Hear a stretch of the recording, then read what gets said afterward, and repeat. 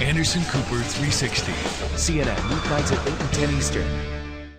We begin tonight keeping them honest with thousands of people whose names we'll never know and one fallen man whose name we do. They, or the tens of thousands of ordinary Syrians who stood up today, as they have for months now, against the regime that has arrested, tortured, and killed many of them. The regime that's tortured children, terrorized survivors, and is now lying to the world about it all.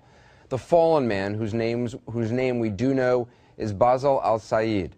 Before the demonstrations, before the bloodshed, he was a carpenter. But for months now, he's had a second job, bearing witness. Camcorder in hand, he's documented the demonstrations and the deaths. He was just 24 years old when he died, shot, we're told, apparently by a sniper. As it was so many other times, his camera was taping at the moment of death, his own death this time. We're going to show it to you now. It's not particularly dramatic. You see no blood, no fight for life. This is how people die.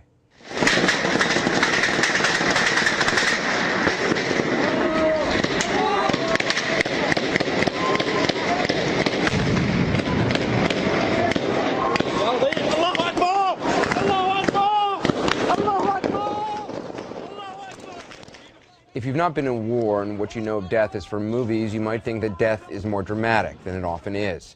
In Syria, people die every day, shot in their homes, shot on the street, killed in detention. People die and the world does not stop. Some may mourn, but the world keeps spinning. Basil al-Sayed died as he lived with the camera in his hand, and like so many of his other videos, this too was posted on YouTube.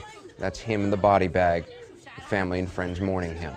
In a country where the truth is as ugly as these pictures and silence is enforced under penalty of death, the only answer, dangerous as it can obviously be, is showing the pictures and breaking the silence and trying to tell the truth. Basil al-Sayed lived and died trying to do that.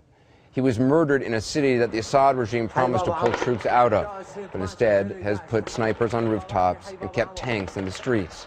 Here's what it looked like today, as seen by one of Basil's fellow citizen journalists and posted on YouTube.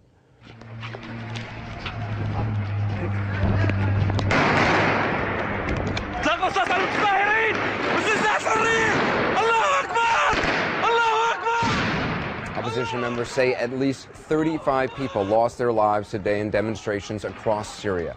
The rallies are being called the crawl to Freedom Square because of all the sniper fire. That was Homs. This is what happened to protesters in a town farther to the east.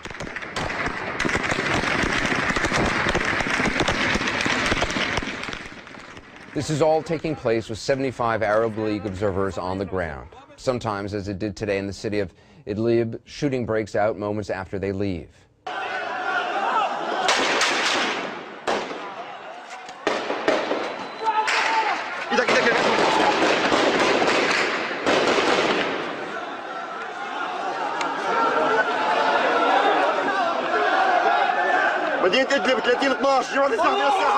Sometimes the shooting takes place right in front of the observers, one of whom, by the way, has become the focus of protest today. He's the former head of Sudan's military intelligence service and is accused of atrocities back home. The observers, you'll recall, were sent in to monitor promises by the Assad regime to pull forces out of populated areas, release political prisoners.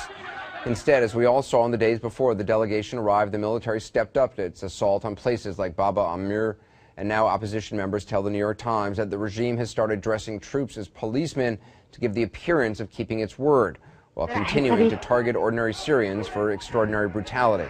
This is new video of security forces roughing up a woman in the town of Dara. Syria apparently taking a page from Egypt, where even women are targeted. Children are targeted as well. We've known that. We've seen that for months, taken and tortured. That's how this all started in that city, in Dara, 10 months ago. People from all walks of life can be rounded up for any reason, at any moment, simply made to vanish. Whether it's in the trunk of a car or the back of a van.